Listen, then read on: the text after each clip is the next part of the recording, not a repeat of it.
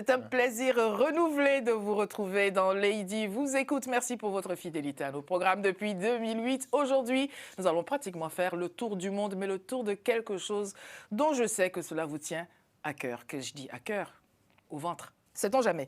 Le sujet aujourd'hui avec nos 4 invités, c'est Afrique terre nourricière. C'est un prétexte, bien sûr, ensemble. Nous allons revisiter ce qui vous parle, soul food, food soul et tout le reste. Et puis quand on parle d'Afrique, on parle des divers pays, des nations. Et avec cela, nous avons nos invités qui vont nous en parler. Je suis ravie de vous recevoir. Shaggy Mwenzi, bonjour. Bonjour Lydie. Merci d'avoir accepté de venir nous voir. Vous êtes le fondateur du comité Queen Afro Nation et vous êtes secrétaire de l'association Modeli. On en parlera aussi. Très bien, il n'y a pas de souci. Merci pour votre présence et merci à vous. Habiba Doguet, bonjour. Bonjour Lydie, merci. Vous êtes fondatrice de Queen Afro Nation, donc cofondatrice, si je n'ai pas dit ce qui n'était pas écrit, et présidente, vous, de l'association Modeli. Alors, Shaggy, dans votre vie professionnelle, vous êtes responsable des actions culturelles. C'est ça, effectivement. Beaucoup. Voilà. Et à vos côtés, donc, vous, dans votre vie professionnelle, vous êtes aide médico-psychologique. Oui. Alors, je vais me tenir comme il faut, parce que si vous pouvez voir ce que je pense, c'est grave. Nous avons avec nous Madame Ella David. Bonjour, Ella. Bonjour, Lydie. Vous êtes journaliste, vous êtes fondatrice de Chocolat Nahon. Tout à fait. On en parlera bien sûr. Et puis, bien évidemment, roulement de tambour pour vous, chef Raoul Colli. Bonjour. Bonjour, Lydie. Monsieur le propriétaire de Au Petit Club Africain, c'est un restaurant. Qu'est-ce que j'ai dit? C'est le The Restaurant. Merci. Nous allons parler de ce que vous faites les uns et les autres, mais bien évidemment, tout ceci pour que vous, amis téléspectateurs, vous puissiez découvrir, redécouvrir votre pays et les autres surtout. Alors, on va parler de l'actualité quand même, parce que bientôt, il y a cet événement. Je vous le laisse nous le présenter déjà. Alors, très bien, merci. Alors, on organise le concours Queen Afro Nation qui aura lieu le 9 mai à Agnières-sur-Seine. Alors, Queen Afro Nation, c'est un concours qui valorise les femmes afrodescendantes, leur engagement, leur leadership et les valeurs qu'elles portent.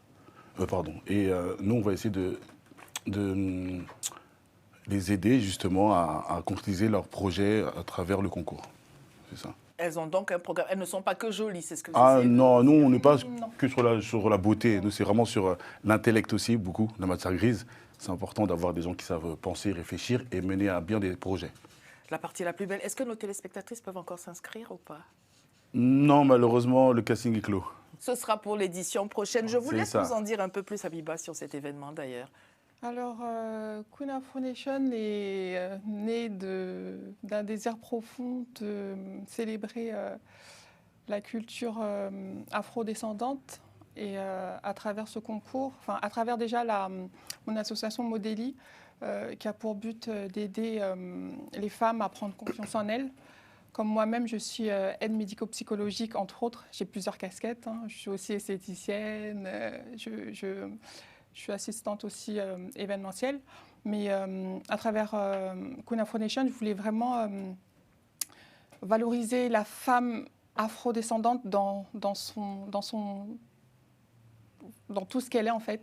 Parce que souvent, les concours, on va dire entre guillemets, de beauté, il y a des critères. Alors que Queen Afro Nation, il n'y en a pas. On ouvre vraiment les portes à toutes les femmes, qu'elles soient petites, grandes, ayant des formes, même des handicaps aussi. Voilà. Et vraiment, le but, c'est qu'elles prennent confiance en elles à travers ce concours, puisqu'elles soient accompagnées par des coachs, par elles sont vraiment encadrées et on souhaite vraiment qu'elles se révèlent, qu'elles prennent confiance en elles, parce qu'il y a aussi des mamans, des mères seules, des femmes qui ont vécu des situations très, très difficiles, qui n'osaient pas justement s'inscrire à des concours de beauté, justement parce qu'elles n'avaient pas confiance en elles. Et j'espère qu'à travers ce concours, elles prendront confiance en elles dans la vie de tous les jours. Merci pour ces premières précisions. Alors, Ella, vous êtes journaliste, vous êtes femme. Je vous laisse réagir à ce que vous avez entendu. Y a-t-il quoi que ce soit qui fasse écho, soit à votre vision des choses ou qui vous interpelle tout simplement? Ah oui, si, totalement. Ça, je valorise, puisqu'à travers mon média, je valorise également la culture afro-descendante, mais à travers la cuisine cette fois-ci. Et on sait que derrière les cuisines, quand on parle de cuisine en Afrique, quand même, on ne peut pas oublier la femme. Mais oui. Et la femme a une place très importante dans nos cuisines. Et je trouvais important de célébrer tous les acteurs, en partant de la maman qui fait sa cuisine, jusqu'au chef, jusqu'aux artisans, auprès de tous les acteurs de l'écosystème qui travaillent avec nous. Donc effectivement, ça me parle beaucoup ce qu'évoque Afro Nation et Afro Nation Queen, pardon. Queen Afro Nation. Queen Afro Nation, pardon. Queen Afro Nation, effectivement. Queen, la reine mère, exactement. Donc c'était très important et c'est vraiment un parcours très intéressant et une dimension nouvelle que vous apportez dans ce réseau de concours de beauté. Donc, bravo. Je vous remercie. Merci. Alors, chocolat Nao. Parlez-nous de Chocolat Nao. Pourquoi chocolat, déjà, c'est intitulé. Et ensuite, vous nous direz ce que c'est précisément pour que nos téléspectateurs découvrent. En fait, chocolat, je vais appeler ce média chocolat parce que chocolat, c'est un produit qui est dérivé du cacao. Et le cacao est produit dans les pays du Sud, en fait. Et le pays du Nord mange le chocolat, ce dérivé. Donc, c'est pour faire un lien entre les pays du Sud et du Nord que j'ai choisi vraiment d'appeler ce média chocolat. Et puis, je me suis dit en plus que ce média parlait un peu autant aux anglophones qu'aux Français, puisque chocolat, chocolate, c'est s'écrit pareil, il n'y a pas une grande différence et ça parle à tout le monde. Et now, parce que je pense qu'on est à un tournant très important dans la gastronomie afro. Et il fallait vraiment marquer ce moment-là. Donc, j'ai trouvé ça très beau de dire que mon média pouvait s'appeler Chocolat Now. Et vous êtes venu sans chocolat? Ah oui, eh oui. Il faudra qu'on aille en Afrique, aller le chercher, montrer comment ce travail est fait pour faire sortir la fève, la travailler et la rendre chocolate, comme on dit. En tout cas, pour partir en Afrique, c'est ce que l'on fait avec vous, chef Raoul, tout de même. Avant que vous nous parliez de ce qui est votre cœur de sujet, peut-être des réactions à ce qui vient d'être dit. Oui, en fait, en parlant, en fait, je rejoins en fait le raisonnement. En fait, on en a parlé tout à l'heure, super. Et on parlait des mères, des femmes, en fait, qui sont mères, mais c'est difficile. Et sans mère, il n'y a pas de chef. Hein. Voilà. Donc, c'est elles qui nous mettent au monde. C'est pas des hommes, hein. C'est pas les pères, hein. C'est les mères. Et moi, en fait, aujourd'hui, je suis tombé dans la cuisine grâce à ma mère. Comme Obélix, vous êtes tombé dans la marmite. Exactement. Exactement. Alors, Exactement. quand vous êtes enfant, Raoul, qu'est-ce que vous vous dites de ce qui se passe autour de vous dans la cuisine? Bah, super, je suis né gourmand, en fait, Ça moi. ne se voit pas. Et que je suis très proche de ma mère. Je suis son dernier, en fait, presque, et que j'étais tout le temps avec elle quand je ne suis pas à l'école. Voilà, donc à la messe, après la messe, au marché, et après, voilà, je reste à côté parce qu'il y a un petit poisson qui s'échappe, voilà, j'aide à écailler quand même et j'ai appris à cuisiner comme ça. Voilà, j'aide à écailler, en fait, à tracer, à mariner et puis à griller de temps en temps, à frire. Est-ce que votre maman, déjà à ce moment-là, voit venir le chef? Non. Pas du tout. Non, parce qu'en fait, en Afrique, on a grandi en Afrique, dans une famille modeste. On ne donne pas le fourneau, on ne donne pas la marmite à un garçon. En fait, hein, quand il y a du monde à nourrir, voilà, il faut vivre dans l'opulence pour pouvoir en fait, voilà, vivre cela. Et non, on ne m'a jamais donné en fait, l'autorisation de cuisiner. Mais j'ai toujours regardé. Vous êtes un rebelle alors? Oui, c'est ça. En fait, dans ces années 70, moi je suis né dans les années 70, c'était pas donné en fait, à tout le monde d'avoir l'approche qu'on a avec sa mère et d'être dans les cuisines et d'être accepté dans les cuisines. Voilà, moi on m'a accepté dans les cuisines. Est-ce que vous savez pourquoi on vous a accepté, vous? Je pense que c'est la maman qui avait une certaine mentalité, pas comme les autres. Oui. Ouais, pas comme les autres mamans, qui mettaient une barrière en fait sur le travail des femmes. Certains garçons, il ne faut pas qu'ils soient en cuisine. Exactement. Mes grandes sœurs c'est mes aînées qui ont 10 ans. La plus jeune de mes grandes sœurs a 10 ans de plus que moi. Oui. Elles sont parties tôt, de Ziguinchor vers Dakar. Et je suis resté avec mon frère et une cousine qui était à la maison. Et ben, écoute, la vaisselle, c'était nous qui gérions. Aujourd'hui, je lave la vaisselle, mon frère, il rince. Le lendemain, il lave, je rince. Et s'il fallait ça avant d'aller au foot. Et ça, c'est un travail de femme pour les autres. Le matin, on balaye, chacun son coup. Toi, tu es devant la cour, moi, c'est derrière. Et le lendemain, on changeait. Comme ça, personne ne frustrait. Donc, moi, j'ai toujours vécu, en fait, pratiqué ces métiers de femme, en fait, à la maison. Et c'est pourquoi aujourd'hui, ça ne m'étonne pas, en fait, de ce que je suis aujourd'hui. Ce métier dit de femme, vous voulez réagir à ce que vous avez entendu? Non, j'ai très bien apprécié ce qu'il a dit. Habiba? Oui, moi, comme on dit, la femme de la place, la place de la femme est à la cuisine, apparemment non. Donc, Celle de l'homme aussi. c'est ça.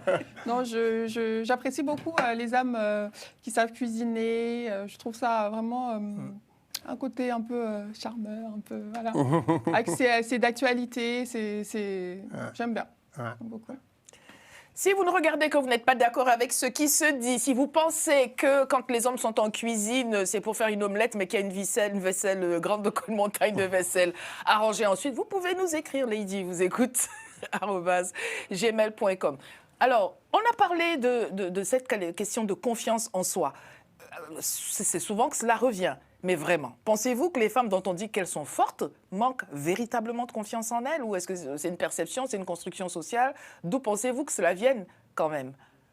Moi, pour mon histoire personnelle, on m'a toujours définie comme une femme forte parce que j'ai eu comme je pense toutes les femmes, à affronter des difficultés dans la vie. Mais au fond, en tant que femme noire, c'est très difficile de se montrer tout le temps forte. On doit tout le temps se montrer forte dans la vie quotidienne, que ce soit dans notre foyer, s'occuper des enfants, s'occuper de la cuisine, du ménage, au travail.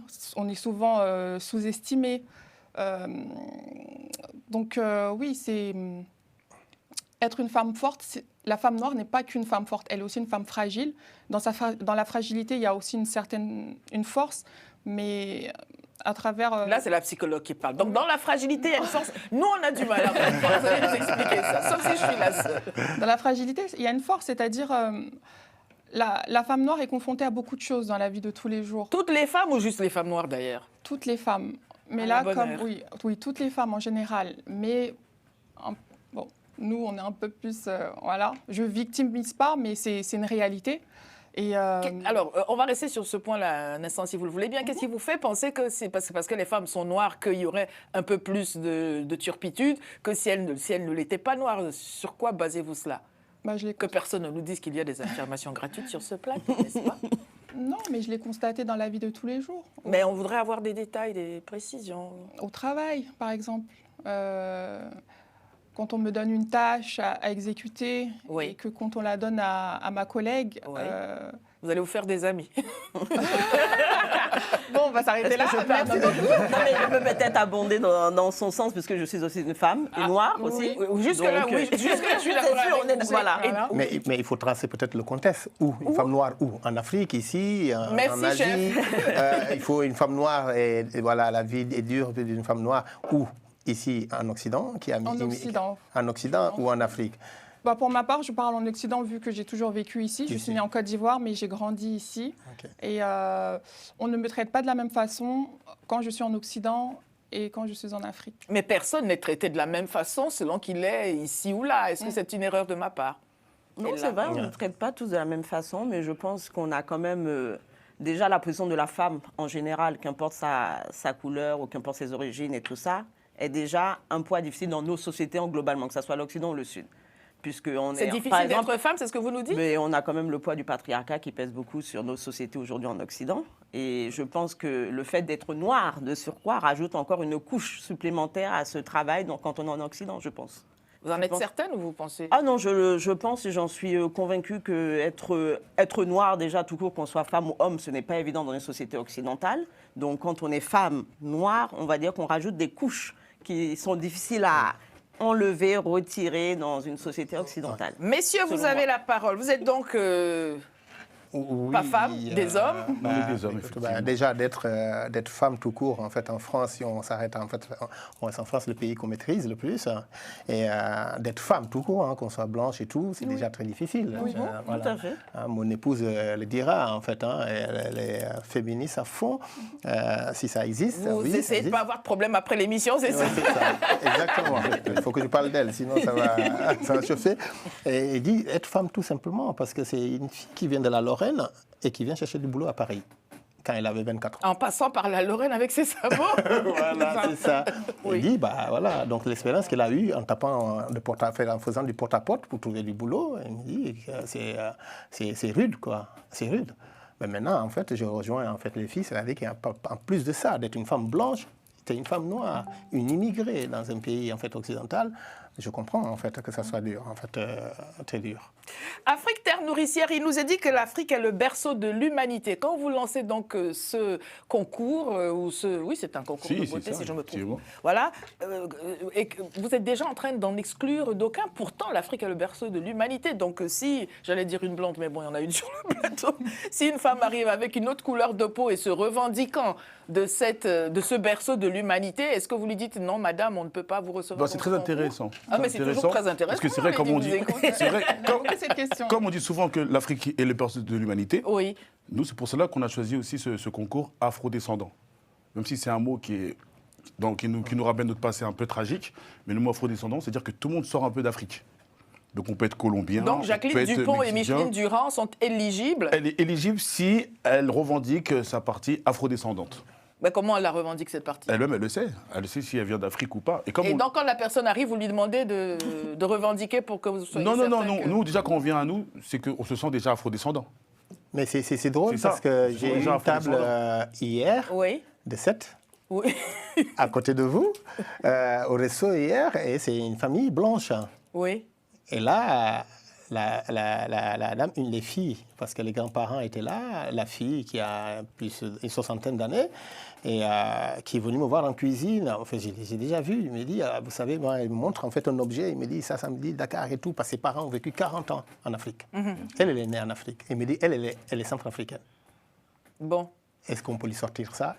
Si en fait elle arrive, en fait, il y en a des blanches en fait qui se revendiquent, qui se reconnaissent pas ici en Occident, qui sont revenues malgré elles, certaines personnes, je veux dire. C'est vrai. Voilà, dont des femmes la plupart du temps. Et pourtant, en fait, elles n'ont pas épousé un noir pour le dire, elles ont épousé en fait un blanc et tout, mais elles se sentent africaines. Il n'y a donc plus de frontières. Ça devrait quand même susciter un tout petit peu. Le berceau de l'humanité. Oui, allez-y. C'est ça, c'est l'Afrique. En général, tout le monde sort d'Afrique. Donc, scientifiquement, oui. Exactement. Scientifiquement, oui. Nous sommes tous afrodescendants, finalement. Scientifiquement, oui.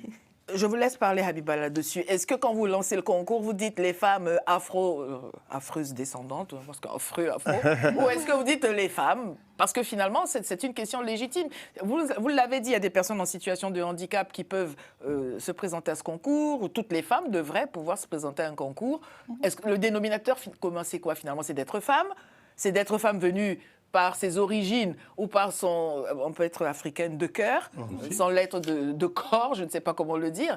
Est-ce que vous avez pris cela en compte ou est-ce que je vous embête là, avec ma question? Non, vous ne m'embêtez pas. J'aime bien la question dans le sens où on a pris ça en compte, mais pas... Je ne me suis pas dit qu'il y avait, par exemple, une Européenne qui allait venir se présenter au concours Queen Afro Nation. Je ne me suis pas dit ça. Mais la porte est ouverte à toutes les latinos, aux colombiennes, aux brésiliennes. Ne serait-ce pas tout simplement de la discrimination, madame? Très sincèrement. Alors, parlons peu, mais parlons vrai. Parce que s'il y avait un concours de caucasienne, vous seriez en droit, malgré vos beaux cheveux blonds, de vous dire et pourquoi elle et pas moi? Bah non, parce que par exemple, s'il y avait un concours de Queen Suède, j'aurais pas pu me présenter. Qui vous l'a dit en Suède? Mais la Suède, c'est un pays et l'Afrique, c'est un continent. Merci. Voilà. On va lancer. Je ne sais pas. On va laisser la grandeur des choses, en fait. Un concours par exemple, de blonde. Je ne sais pas. Je suis blonde. Mais au final, suis-je vraiment blonde?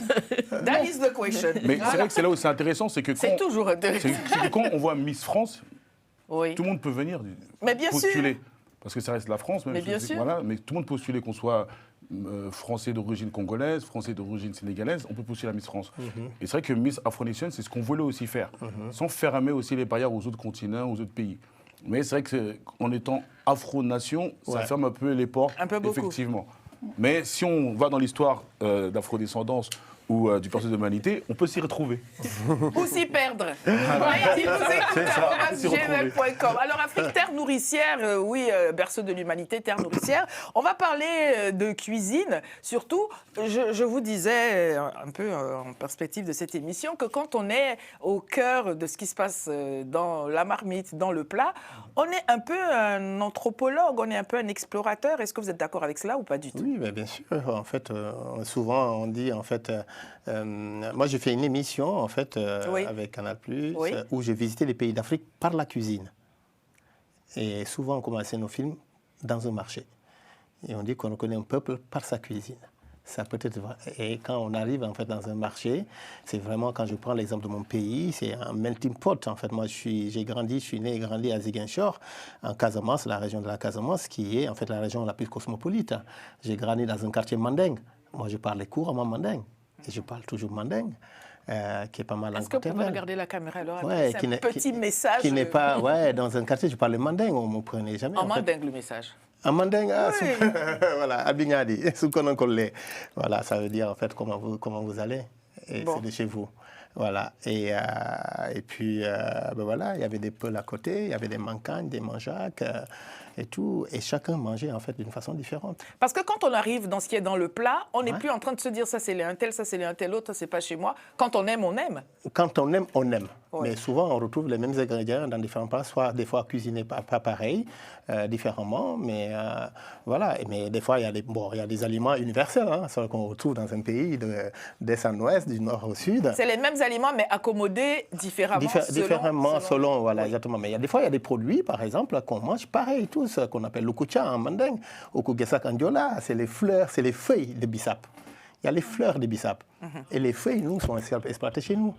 Voilà, on les mange, voilà, et ça aide à la digestion, qui accompagne en fait un kaldou, qui accompagne en fait un tchèb, qui accompagne. Et ça c'est cuisiné pareil en fait du nord au sud du Sénégal, d'est en ouest en fait au Sénégal. Mais après en fait certains produits, c'est vrai, on les retrouve dans les assiettes, mais dans les bols, mais cuisinés différemment. On va partir regarder en images. Vous avez amené quelques vidéos. On va découvrir donc ce qui illustre et qui met peut-être l'eau à la bouche, on ne sait pas. En tout cas, on va vous faire voyager. On regarde donc une de vos vidéos, Chef Raoul. Merci à Moustapha Kanté qui réalise cette émission de nous emmener en voyage. On regarde ceci ensemble, là tout de suite.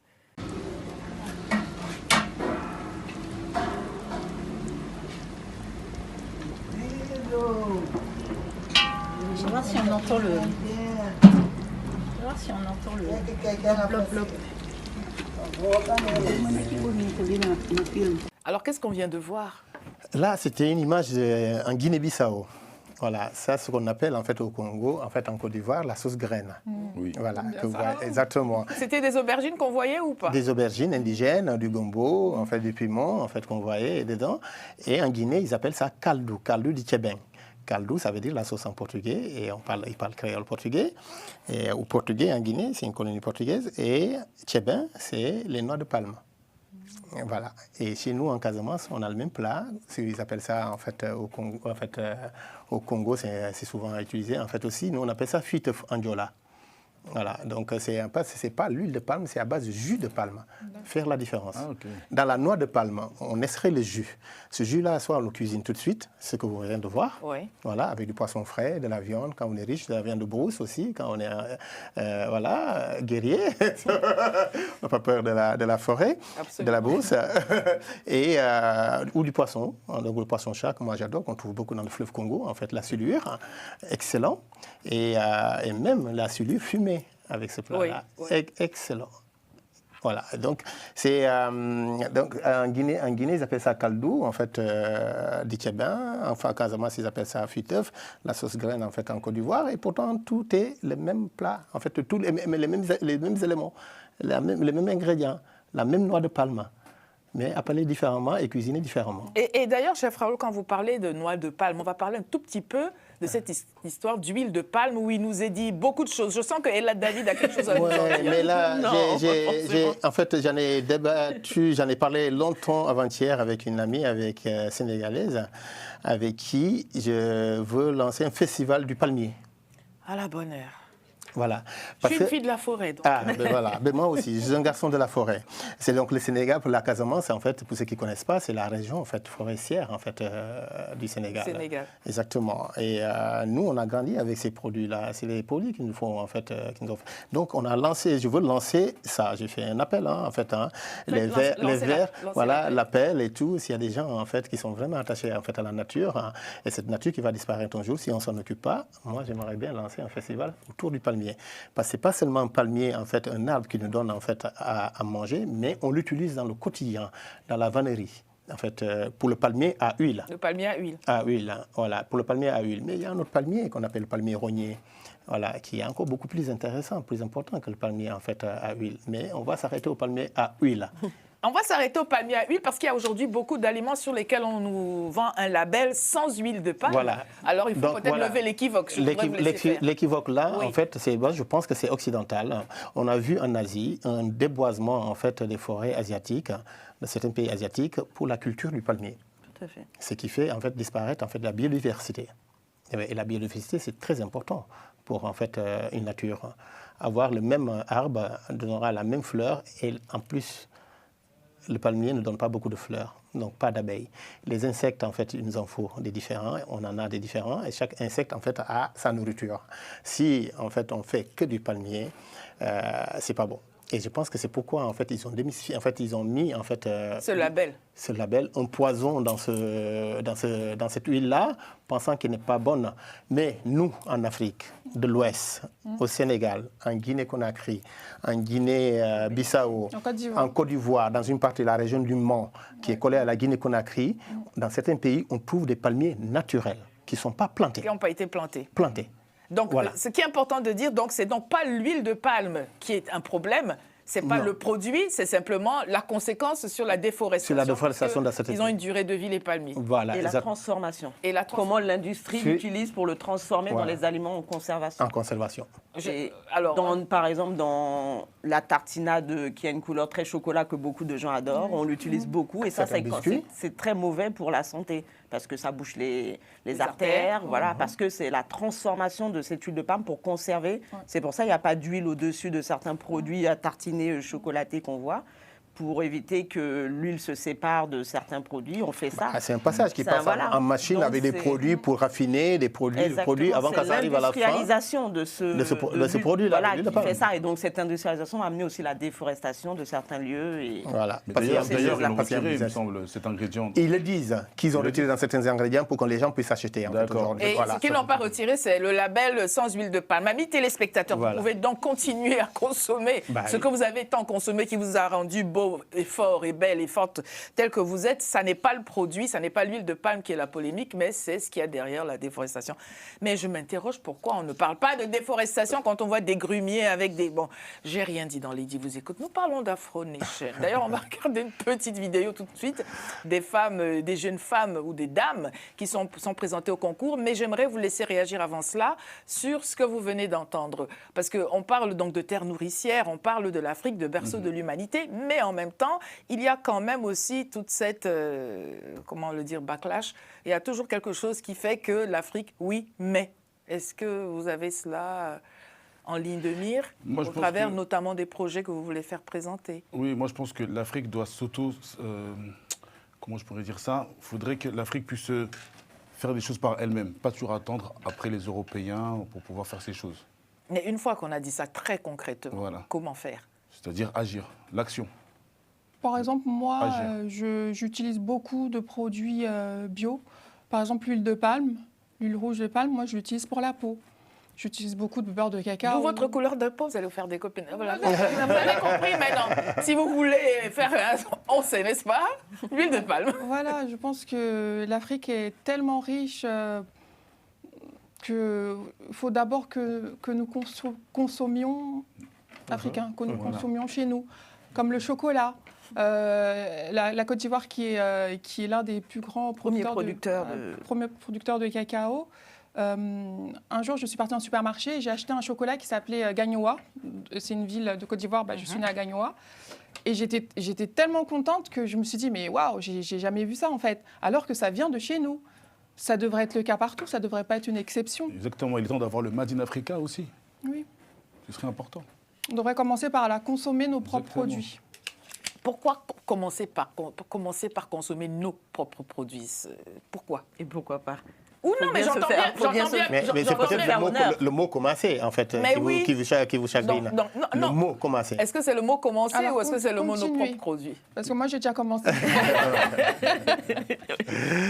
Alors, on va regarder quelques-unes de ces, comment dirait-on, candidate à ce concours. Ce sont des queens. Des queens, des reines. Ah là là, Des on va reines on va les de tous les découvrir. jours. On va en découvrir quelques-unes. Mais waouh! Cette fois-ci, je vous emmène avec moi pour le shooting de nos Queens Afro Nation. Et qui on retrouve? Shaggy! Salut.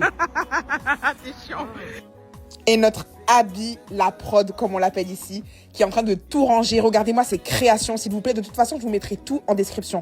Les bijoux ou les tenues. Il est également temps pour moi de passer à l'action et d'habiller nos queens. En tout cas, ajuster leurs tenues, leurs bijoux et tout ce qui va avec. Une fois qu'on s'est assuré que tout allait bien, mais surtout que chacune d'entre elles se sentait bien dans leur tenue, dans leur maquillage, on peut alors passer du côté studio avec toute notre équipe de professionnels, photographes, vidéastes. Et si vous avez vu mon dernier vlog, vous savez à quel point il est important pour nous de bien nourrir nos queens. Plus sérieusement, mention spéciale à nos make-up artistes ainsi qu'à nos créateurs, parce que c'est grâce à eux que nous pourrons avoir un concours de qualité. Alors on vous attend nombreux et nombreuses le samedi 9 mai 2026 pour le concours de Queen Afro Nation.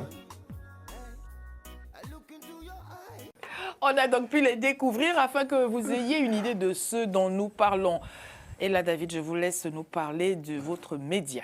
Parce que depuis, on parle de chocolat, mais vous ne nous avez pas encore dit. Alors, Effectivement, c'est un média digital qui existe depuis à peu près 1 an et demi, qui a pour vocation, qui est dédié à la culture culinaire afro. Et quand je dis afro, que ce soit le continent africain, les diasporas éparpillées en Europe, en Amérique latine, dans les Caraïbes. Donc c'est un média vraiment qui est axé sur cette cuisine parce qu'en fait, nos cuisines sont méconnues ou peu connues et portent souvent des clichés par moments, par-ci, par-là. On entend des choses qui sont quoi, pas par vraiment- exemple? Que nos cuisines sont grasses, que nos cuisines sont pimentées, par exemple, parce que je pense que les gens confondent déjà épices et piments par moment. Et voilà, plein de clichés dans ce sens-là, où que, nos cuisines se limitent au mafé, au yassa et au tchèp pour ceux qui arrivent à le prononcer. Donc, c'est pas toujours. Donc, je trouvais important de mettre en place un média qui a un angle journalistique, en fait, parce que je voulais faire quelque chose pour déjà montrer le vrai visage et montrer le patrimoine culinaire qu'est l'Afrique, parce que l'Afrique, c'est une diversité grande. Et puis, en plus, avec les diasporas, il y a beaucoup de mélanges culinaires, culturels, qui font qu'aujourd'hui, elle est encore plus riche et autant plus riche. Mais il faut aussi commencer par le b.a.-ba de nos cuisines, montrer ce qu'est nos produits, parce que plein ne connaissent pas le manioc. Et ce qu'on peut faire juste avec un manioc, la multitude de produits qu'on peut créer avec un manioc, c'est hallucinant. Et en fonction des pays, d'ailleurs, vous verrez qu'on ne l'utilise même pas de la même manière. D'autres l'utiliseront mangé, d'autres le transforment au Congo, par exemple, puis le transforment en manioc, en bâton, en chikwang, voilà. D'autres vont le faire en gari, en Afrique de l'Ouest, voilà. Donc, c'était très intéressant de montrer tout ce regard-là et la multitude de la richesse culinaire qu'on a sur le continent, et parce que ce n'est pas fait. Ce n'est pas fait. Pas parce que j'accuse tout le monde, mais il est temps en tout cas de montrer, parce qu'on en parle, mais on en parle soit avec légèreté ou sans fondement ou sans connaissance. Et je trouvais important à un moment de mettre les pieds dans les plats et poser les bases et en parler. Et puis, on sait tous que manger, c'est la vie. Alors, un site internet pour que nos amis téléspectateurs, après l'émission, aillent découvrir les merveilles, www quelque chose, ou alors c'est sur d'autres réseaux sociaux, dites-nous. Oui, je suis disponible. Bon, je suis disponible, du moins le média existe sur un site internet, mais aussi sur les réseaux sociaux, Instagram, Facebook. Il faut juste TikTok. rentrer donc Chocolat Now. Comme sur le logo que l'on voit encore. J'aimerais, chef Raoul, qu'on parle un peu de diplomatie culinaire. J'ai envie de dire cela dans le sens où, est-ce que là où il y a du rejet de l'autre ou de la méconnaissance, comme elle venait de l'expliquer, ou même des préjugés, manifestement, l'assiette peut réconcilier les peuples, les nations, les pays? Ou pas du tout? Si. on peut Mesurez-vous dire. votre lourde responsabilité?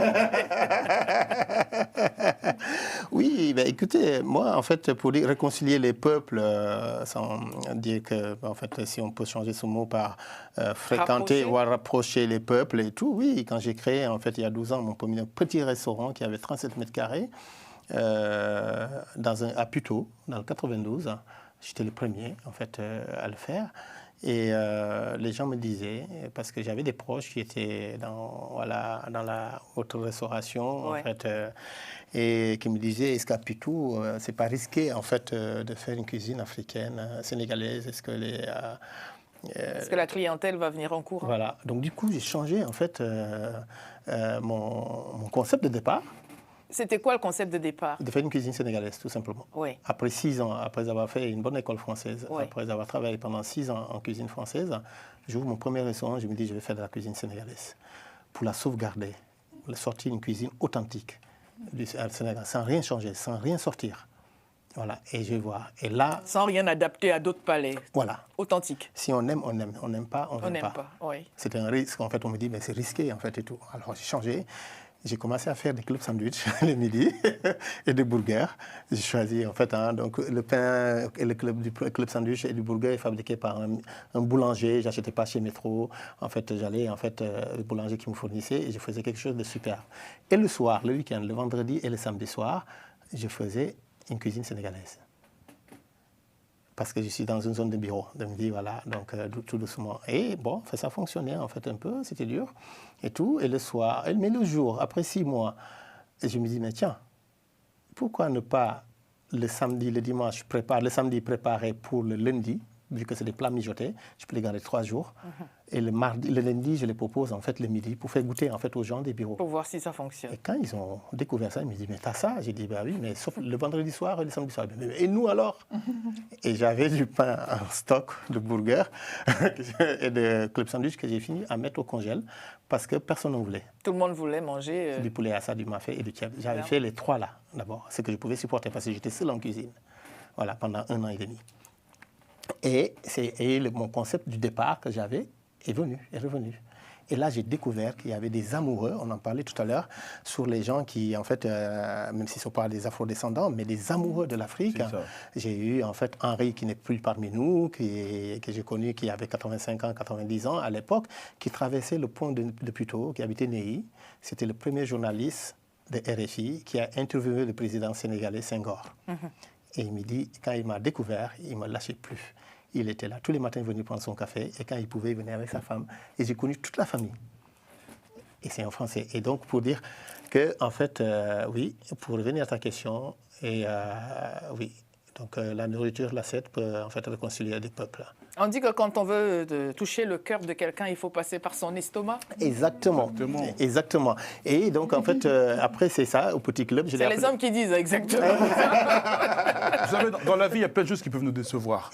Mais manger ne déçoit jamais. Ouais.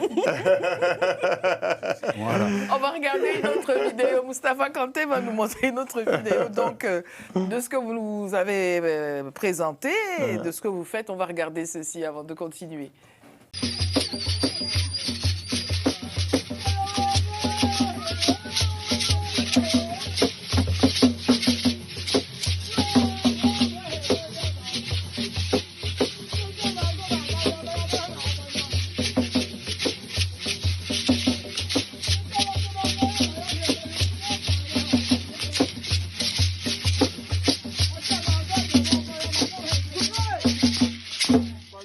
Eh bien oui, il n'a pas fait de transmission, tout à fait, c'était notre conversation pendant la vidéo. D'aucuns se seraient attendus à avoir un repas. Et là, pourtant, vous nous parlez de cet instrument en voie de disparition. Et c'est pourquoi j'ai peur pour la disparition de la vraie cuisine sénégalaise. Je ne vais pas parler de l'Afrique parce que les amalgames, comme disait en fait là tout à l'heure, Oui. sur, en fait, on parle d'une cuisine africaine. Non, il y a des cuisines africaines.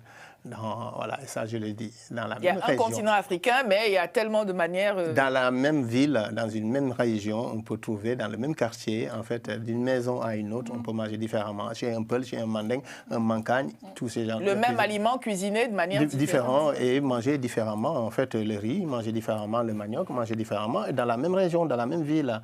Et donc, Voilà. sur ce que l'on vient de voir là, on était sur la partie culturelle. Culturelle. Parce que la cuisine participe, vous le disiez, vous alliez en Afrique faire des voyages à mi-chemin entre la culture et la cuisine.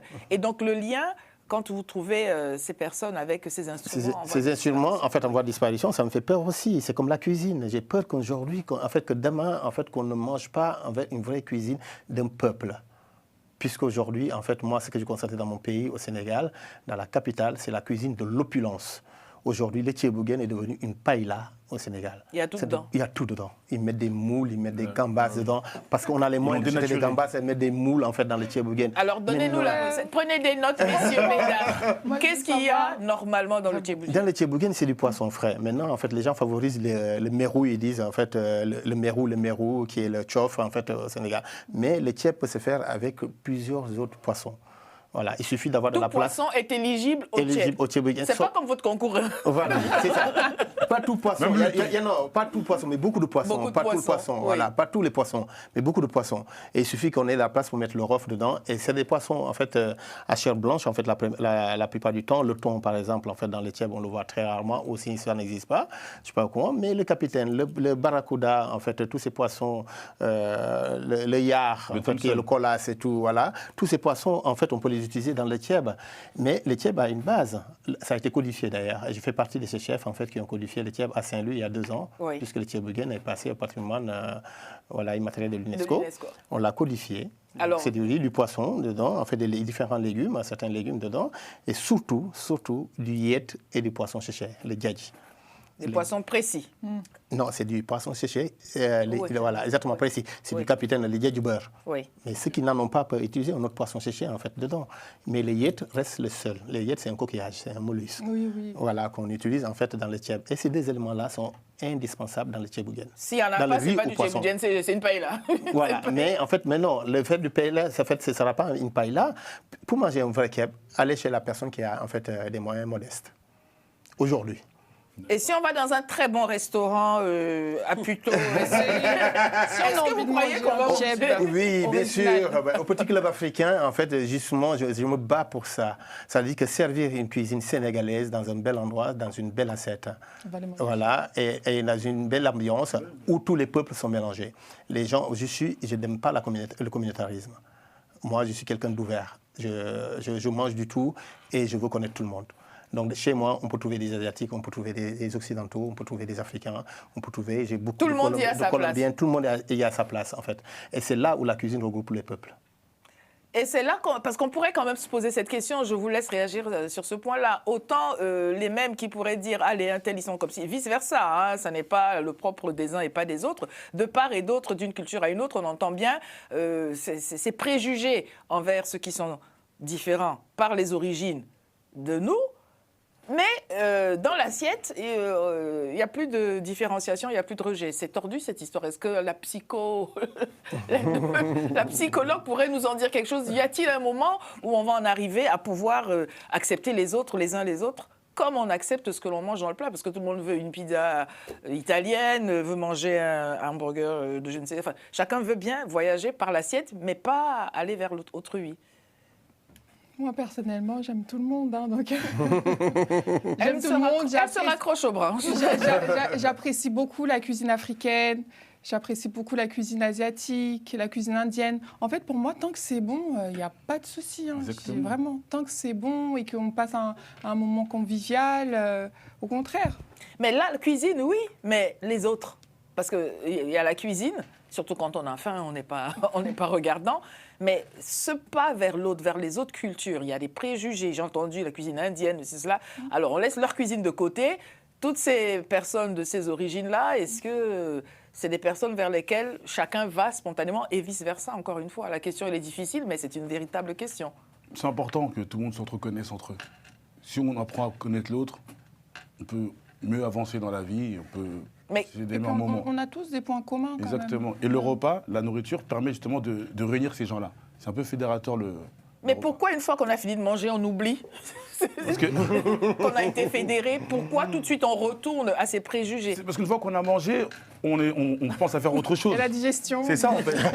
Voilà, une fois qu'on a mangé, on peut faire autre chose. Je pense que déconstruire demande du temps. Exactement. Déconstruire les mentalités, déconstruire les concepts, déconstruire les visions, ça demande un peu de temps. Et apprendre à connaître l'autre. Et ce temps, il faut le faire sur le long temps. Avec une ouverture d'esprit. Je pense que c'est une chronique là dans Chocolat. Il faudrait marteler que si vous aimez manger des plats venus de je ne sais où, il faut aimer cette culture et surtout les gens, parce que sinon on va finir tout simplement par... Mais les préjugés, en fait, les préjugés font... Moi, sur mes réseaux, j'ai dit, en fait, mes 2 webmasters, sont des Camerounais. Depuis 4 ans ou 5 ans qu'on travaille ensemble. Oui. ma conseillère en communication, c'est une Française. Voilà, donc pour voir en fait comment je suis entouré, et je leur ai dit, écoutez, moi, les questions, en fait, ou les critiques que j'entends souvent et tout, c'est la cuisine africaine, en fait, grâce. La cuisine, et j'ai dit déjà, on commence à dire qu'il n'y a pas une cuisine africaine. Les cuisines africaines déjà. Oui. On commence par ça. Sur les préjugés. Les cuisines africaines, oui. Et souvent, on dit que ça prend du temps. Par exemple, oui, j'aime pas aller au restaurant africain parce que pour me faire servir, ça prend du temps. Oui. Mais c'est pas le repas, c'est le service. Ça, c'est le service. C'est aussi la cuisson. C'est la cuisson. Mais non, en fait, là, une cuisine africaine, en fait, c'est-à-dire que c'est pourquoi c'est important quand on va vers un métier de faire une école. À la bonne heure. Voilà. On n'est pas chef parce qu'on a un restaurant, voilà, mais on peut avoir un restaurant sans être chef, mais ça tout de même être chef. Moi, je l'ai dit tout à l'heure, j'ai fait mon CAP de cuisine en 2006 à Ferrandi, à Paris, et j'ai travaillé pendant 6 ans en extra, 6 ans. La mission la plus longue, c'est 2 ans au ministère de la Santé. Mais le reste, je ne voulais pas rester. Je suis resté chez Livio pendant 8 mois. Ils voulaient que je reste. C'est des gens adorables, en EI. J'ai dit non, il faut que je parte. Parce que j'avais 36 ans et il faut que j'apprenne. Parce que j'avais un projet d'ouverture de restaurant. Il faut que j'apprenne, il faut que je vois comment ça marche ailleurs. Chez les Italiens, au ministère où il y avait, c'était l'opulence. Et dans les différentes brasseries, dans les restaurants étoilés, où j'allais les dimanches, en fait, travailler, les samedis et les dimanches, j'allais faire des remplacements dans les restaurants, en fait, dans un restaurant étoilé. Et tout ça, en fait, m'a permis d'avoir une certaine organisation. Ça, c'est une certaine organisation, voilà. C'est une question, en fait, d'organisation, sous l'attente et tout. Mais quand on parle, en fait, de la cuisine, en fait, c'est une cuisine mijotée, en fait, la plupart du temps, nos cuisines, en fait. Donc, on peut les garder pendant 3 jours, comme un bourguignon, comme une blanquette de veau. Et les garder pendant 3 jours, 4 jours, selon, en fait, le matériel, en fait, qu'on a. Donc, mais, en fait, on était sur la question. Est-ce que de fédérer en lieu et place de la réconciliation, on mange volontiers des plats venus d'ailleurs, mais voilà. On garde les préjugés en l'endroit. Les préjugés, voilà, exactement. Et je les ai dit, écoutez, on va commencer à parler des préjugés. Et il faut maintenant dire, en fait, que la cuisine sénégalaise, en fait, n'est pas plus grasse qu'une cuisine française, où le français, en fait, pour rôtir, en fait, une viande, c'est huile et beurre, la plupart du temps. Moi, j'ai fait une école française, donc la base, c'est huile et beurre. Est-ce qu'il existe, comme d'autres pays, la gastronomie africaine? Parce qu'on entend gastronomie française, marocaine, mais est-ce que africaine... Mais il ne faut pas confondre. Non, j'aime pas quand on parle d'Afrique et on parle de la France. D'accord. La France, c'est un pays. L'Afrique, c'est un continent. Exactement. Si on parle de la France, on parle du Sénégal. OK. Mais on ne parle pas de la France, c'est parler de l'Afrique. Très bien. Est-ce qu'il y aurait une gastronomie, on va dire, sénégalaise? Européenne, donc, et oui, voilà. Aussi européenne et africaine. Ça. Là, je suis d'accord. 2 continents. Ouais, 2 continents. Et oui, en fait, oui, la gastronomie, c'est quoi? En fait, ça, c'est une codification qui a été créée, en fait, ici, en fait, en Occident. En France, beaucoup les Français, en fait, sur ça, ils sont connus pour ça. Ils aiment bien les codes. Voilà, les codes. C'est bien, et c'est bien fait, les brigades, des choses comme ça et tout. Et après, maintenant, la gastronomie, c'est une façon de cuisiner, en fait. Est-ce que c'est des plats, on va dire, nobles? C'est-à-dire, par exemple, nous, nos plats, on va dire, on a les pieds de porc, par exemple. On a le manioc. On a encore des choses comme ça qui font pas... Faut pas fondre. Oui, mais non. Gastronomie et gastronomique. Oui. Un restaurant gastronomique ne vise pas la gastronomie, c'est vraiment autre chose. C'est autre chose, c'est une organisation. La gastronomie, en fait, tire vers, en fait, l'espoir Michelin, et après le Michelin, et après ça. C'est-à-dire que maintenant, c'est une sorte de concours. De classification. De classification. Oui, c'est pas un concours, c'est une classification. C'est-à-dire que la cuisine sénégalaise, par exemple, oui. En fait, elle peut être gastronomique. Moi, je peux faire une cuisine sénégalaise et respecter les codes, en fait, des trucs. C'est-à-dire qu'une table ici, de 2 personnes, une table là-bas, on n'est pas serré. Quand on va dans un restaurant étoilé, normalement, ce qu'on dit, le minimum, quand moi je parle, je ne dois pas déranger mon voisin. OK. Il y a aussi la quantité dans l'assiette. Redites la phrase quand moi je parle au restaurant. Dites bien fort. Chef, est-ce que vous pouvez bien le dire bien fort? Je leur dis qu'en fait, dans un restaurant étoilé, normalement, en fait, les codes, c'est quand ton voisin, tu parles, tu ne déranges pas ton voisin. Il doit y avoir assez de place entre les 2 tables pour qu'un chariot de fromage puisse passer. Un onologue, en fait, puisse passer avec son chariot, avec le fromage, en fait, pour les desserts, et le fromage puisse passer. Et on ne doit pas avoir, en fait, 50 couverts, en fait, une gastronomie, en fait. Et aussi être dans un bel endroit, avoir de beaux couverts, avoir de belles assiettes. Il y a un client qui est passé une fois. Je ne sais pas si c'est peut-être pas le goemio, parce que je l'ai, le goemio. Et il m'a dit, chef, mais c'est excellent ce que vous faites, c'est magnifique, c'est super, vos assiettes sont magnifiques. Par contre, vos couverts ne vont pas avec les assiettes que vous avez et ce que vous faites à manger. Une semaine après, j'ai changé tous mes couverts. J'ai changé mes couverts, j'étais arrivé au pays et j'ai acheté de nouveaux couverts. Et il avait raison. Il avait raison. Ben oui, donc et voilà, exactement. Et c'est ce qu'on la gastronomie commence par là. C'est-à-dire que, en fait, l'attitude, un comportement, le dressage et tout. Est-ce que la quantité compte? La quantité aussi compte, en oui, fait. parce que souvent, quand on dit gastronomique, on entend que c'est très bon, mais que on aura toujours faim. Mais maintenant, moi, je n'ai pas un restaurant gastronomique. On me dit, c'est un restaurant gastronomique. Mais je ne peux pas dire quand je suis un restaurant gastronomique. Si je le fais, je n'aurai pas d'Africains chez moi, parce qu'ils auront toujours faim. Oui. Voilà. Et est-ce qu'il est choix les aliments? Est-ce qu'il est choix? Non, faut arrêter ce... Mais pas que les Africains. Ça, c'est parce qu'il y a beaucoup de... Ça, je me dis, beaucoup de personnes africaines ne vont pas dans des restaurants gastronomiques, donc ne savent pas ce que... Quand tu vas dans un restaurant gastronomique, c'est pas que entrée, plat, dessert. Tu peux manger 5 plats, 8 plats. Et je peux vous assurer qu'au bout de ces 5 plats, c'est des dégustations, en fait. Plats, vous êtes plein. Maintenant, si vous voulez manger qu'un plat, c'est des mais c'est psychologique. Arrive avec. Il faut arrêter de manger comme des pauvres. Voilà. Il faut arrêter de manger comme des pauvres. Décoration, on se pose des questions. Par exemple, voilà, quand tu es dans un restaurant gastronomique, tu viens pour un capitaine, on ne peut pas le séparer en deux. Tu sais, je peux faire des filets de capitaine. Je vous sors en fait une moitié de darne de capitaine, en fait, qu'on appelle en fait la courbine du Sénégal. C'est pas le gros capitaine. Et le petit est sorti en fait un filet, un petit, le faire braiser, griller un peu et te mettre en fait un peu d'attiqué à côté, un peu de voilà, parce qu'avec tout ce qui est braisé, en fait, on peut voyager. Mais un tchébougen, tu peux faire un tout petit tchébougen, en fait, donc tout petit avec des mini carottes. On mange d'abord par les yeux. Quand la quantité est conséquente, on sait qu'on est à l'aise. Voilà. Mais je retiens ce que vous avez dit, chef. Vous l'avez entendu, c'est le chef qui dit, ça n'est même pas moi. Votre conversation à votre table, même si c'est le restaurant de votre parent, de votre proche, votre conversation, gardez-la pour vous et assurez-vous que ce ne soit pas la conversation qui pollue celle de la table d'à côté. Alors, Afro Nation, est-ce que vous voulez nous rappeler la date de cet événement? Alors, Queen Afro Nation aura lieu le 9 mai à Agnières-sur-Seine. Les billets sont en ligne, vous pouvez directement les trouver sur le site ou sur l'Instagram Queen Afro Nation. Habiba, je vous laisse rappeler que les candidates auront non pas seulement leur plastique, mais des projets qu'elles portent. Et c'est dessus que vous allez faire la sélection? Oui, il y a un discours qui sera fait à la fin où elles vont expliquer les projets qu'elles ont, que ce soit des projets personnels ou des projets associatifs. Et ensuite... Et il y a un prix, on peut parler du prix. Oui, il y a un prix de 1 500 € pour la gagnante et des lots comme... comment ça s'appelle, des soins en institut, de la joaillerie. Tout le monde va gagner quelque chose. Un voyage sportif. En tout cas, elles gagneront tous quelque chose. Je voudrais, et là, David, vous demander votre mot de la fin. Ah, le mot de la fin. F-A-I-N ou F-A-I-M, F-A-I-N, chacun choisit. Alors? Mais en tout cas, c'était un échange très intéressant dans le sens où on a su partager et manger en même temps, se nourrir l'esprit, mais on a aussi nourri l'âme. Donc, ravi de cet échange, Lady. Chef Raoul Colli, comment l'Afrique va-t-elle faire tout en rassasiant tout le monde de ses beaux mets et en demeurant dans les classifications à l'international l'un des continents, disent-ils, les plus pauvres du monde? Et moi, je n'y crois pas. Ça dépend de comment on qualifie la pauvreté. La pauvreté, ce n'est pas seulement ce qu'on voit dans certains quartiers de Paris, être riche et tout. Il y a des gens qui ont de l'argent et pourtant qui sont pauvres, en fait, je veux dire, en fait, qui ne sont pas heureux. Et pauvres d'esprit. Et pauvres d'esprit, voilà. Moi, j'ai vécu dans un foyer très modeste, mais j'ai vécu une enfance merveilleuse, super.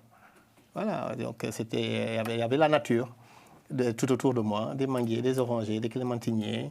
On ne mourait pas de faim, on mangeait dans la rue. Les clôtures, c'est des clôtures de maisons, étaient vivrières. On s'arrêtait, on cueillait la mangue, on continuait. Voilà, une clémentine d'un côté, une orange en fait de l'autre côté. Et, les choses simples de la vie. Les choses simples de la vie. On était super.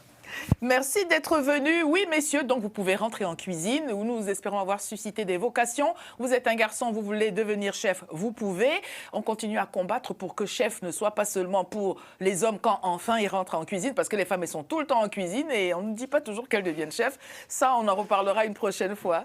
Merci pour votre présence sur notre plateau. Merci pour votre fidélité à nos programmes. Rendez-vous dans notre édition prochaine et d'ici là, bon appétit.